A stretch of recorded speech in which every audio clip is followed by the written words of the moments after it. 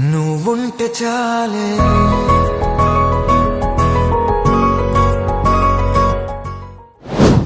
హరి హరి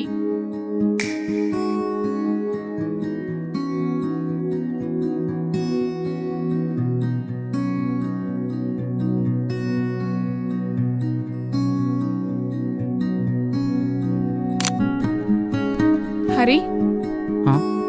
ఏమైంది అలా ఉన్నావు? ఏం లేదు. ఏమైందో చెప్పు. లాస్ట్ 3 years నుంచి నేను డైరెక్టర్ వద్దామని ట్రై చేస్తున్నా, హ్మ్? కానీ అవ్వలేకపోతున్నా. అందరూ షార్ట్ ఫిల్మ్స్ బాగున్నాయి కానీ ఎక్స్పీరియన్స్ లేదు, నువ్వు ఫిలిమ్స్ చేయలేవు అంటున్నారు. అయితే అన్నీ వదిలేసి జాబ్ చేద్దాం అనుకుంటున్నా. ఇప్పటికీ నేను 3 years నుంచి ఖాళీగా ఉంటున్నా. నా ఎక్స్పెన్సెస్ మొత్తం నువ్వే చూసుకుంటున్నావు. ఇంకా ఎన్ని ఇయర్స్ అని ఫ్యాషన్ అని తిరుగుతాను? నీకు అర్థమవుతుందా? ఫ్యాషన్ ఫ్యాషన్ అంటూ తిరుగుతున్నా. నాతో పాటు చదువుకున్న వాళ్ళందరూ ఏదో ఒక జాబ్లో సెటిల్ అయ్యారు, కానీ నేను ఫ్యాషన్ అని తిరుగుతున్నా. నేను పెద్ద పీకింది ఏమీ లేదు, నేను మాత్రం ఇలా రోడ్ పైన తిరుగుతున్నా. ఆఖరికి ఈ టీకి డబ్బులు కూడా నువ్వే కట్టావు. అయితే ఏం చేద్దాం అనుకుంటున్నావు? ఇంకా అన్నీ వదిలేసి జాబ్ చేద్దాం అనుకుంటున్నావు. సరే, అయినా నువ్వు మూవీస్కి గోస్ట్ రైటర్గా చేస్తున్నావు, షార్ట్ ఫిలిమ్స్ చేసావు. అయితే మరి నువ్వు చాలా బెటర్. కనీసం నువ్వు అనుకున్న దానికోసం కష్టపడుతున్నావు. ఏదో ఒక రోజు నువ్వు అనుకున్నది సాధిస్తావు. అయినా నీ కనులు అలసిపోయినా పర్వాలేదు, కానీ నువ్వు కన్న కలలు మాత్రం ఎప్పటికీ అలసిపోకూడదు. అయినా ఇది చెప్పడానికి రమ్మన్నావా? ఇది ఫోన్లో కూడా చెప్పొచ్చు కదా. నేను దానికోసం మాట్లాడమని రమ్మనలేదు. మరి మనం కొద్దిసేపు నిజాలు మాట్లాడుకుందామా? చెప్పు. నువ్వు ఎన్ని ఇయర్స్ నుంచి జాబ్ చేస్తున్నావు? 4. నీతో పాటు చదువుకున్న వాళ్ళందరికీ మ్యారేజ్ అయిపోయింది, నీకు అవ్వలేదు. ఎవరి వల్ల? నా వల్ల. నీ ఏజ్ ఎంత? 26. నాది 29. అర్థం చేసుకో, టైం చాలా త్వరగా అయిపోతుంది. నేను ఇలానే సినిమా సినిమా అని తిరుగుతున్నా. ఎప్పుడు సెటిల్ అవుతానో తెలియదు, అసలు అవుతానో లేదో కూడా తెలియదు. నేను ఇప్పుడు జాబ్ చేద్దాం అనుకుంటున్నా. 15,000కి మించి అస్సలు ఎక్కువ రావు. దాంతో రూమ్ రెంటే కట్టలేను. నిన్ను పెళ్లి చేసుకొని ఎలా చూసుకోగలను? నిన్ను కూడా నా దరిద్రంలోకి లాగాల. ఎందుకు? రిలేటివ్స్, ఫ్రెండ్స్ అందరు నన్ను పట్టించుకోవడమే మానేశారు. వీడు వేస్ట్ అని. నువ్వెందుకు ఇంకా నేను ఏదో సాధిస్తా అని నమ్మి కూర్చున్నావు? సరే, ఇంతకేం చెప్పాలనుకుంటున్నావు? నేను సినిమాని 3 years వెయిట్ చేయకుండా ఉండాల్సింది. కనీసం జాబ్ చేసిన 30,000 నుంచి 40,000 వచ్చేవి. నీకు, మా అమ్మ నాన్నకి నా ఈ డ్రీమ్ గురించి చెప్పుకొని ఉండాల్సింది.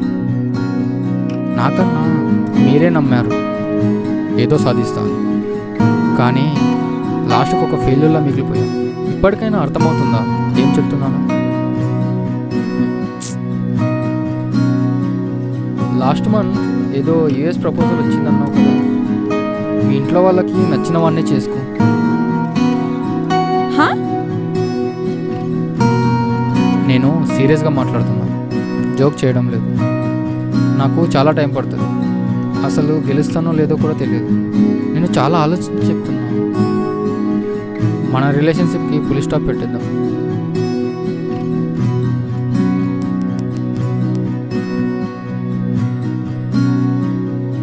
అంతా చెప్పేసినట్టేనా? నువ్వు చెప్పినట్టే చేద్దాం.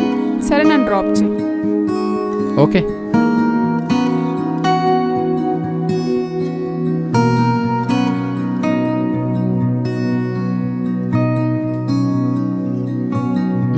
సరే పద, ఇటు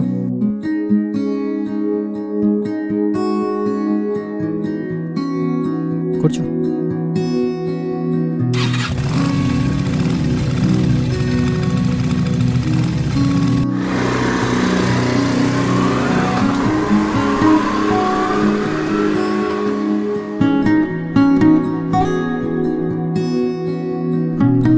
ఇప్పటిదాకా నేను చెప్పిందంతా నిజమే, ఏది సరదాగా చెప్పలేదు.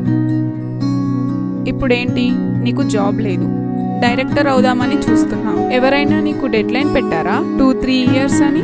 లేకపోతే ఒక కెరియర్ అనుకున్నప్పుడు టైం పడుతుంది నువ్వు అనుకున్నది సాధించడానికి. మీ ఇంట్లో మ్యారేజ్ ప్రపోజల్స్ వస్తే నువ్వు చూసుకో, మా ఇంట్లో మ్యారేజ్ ప్రపోజల్స్ వస్తే నేను చూసుకుంటా. అంతేకాని నువ్వు వచ్చి బ్రేకప్ అంటే ఎలా? నాకు అర్థం అవుతుంది నువ్వెంతో ఆలోచించి ఇదంతా చెప్పావని. చెప్పే ముందు నా గురించి ఆలోచించలేదా? చూడు హరి, నువ్వు మళ్ళీ గొప్పగా మొదలు పెట్టడానికి ఇదొక మంచి అవకాశం. స్టోరీస్ రాయు, ప్రొడక్షన్ హౌస్కి వెళ్ళు, యాక్టర్స్ని కలువు. వెళ్ళిపోమ్మన్నారా? మళ్ళీ వెళ్ళు. అయినా ఓడిపోయే తర్వాత వచ్చే గెలుపులో కిక్కే వేరు.